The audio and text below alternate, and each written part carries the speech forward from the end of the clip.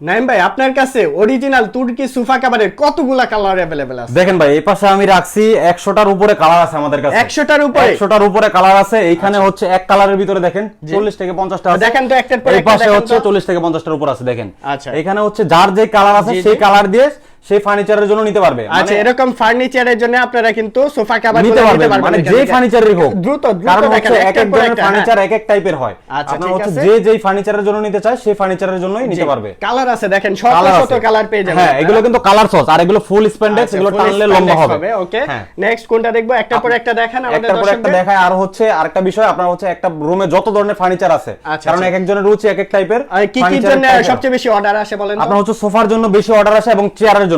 আচ্ছা, এই পাশে মাল্টি কালার দেখান। মাল্টি কালার গুলো দেখেন। মাল্টি কালার গুলো হচ্ছে আপনার অনেক কালার আছে। রুমটাকে গর্জিয়াস করে সাজানোর জন্য আপনারা হচ্ছে মাল্টি কালার গুলো নিতে পারেন। আচ্ছা কালার দেখেন এত কালারের সুন্দর সুন্দর কালার কালারের অভাব নেই। সেটআপ করবেন। এই পাশে একটা সেটআপ করা আছে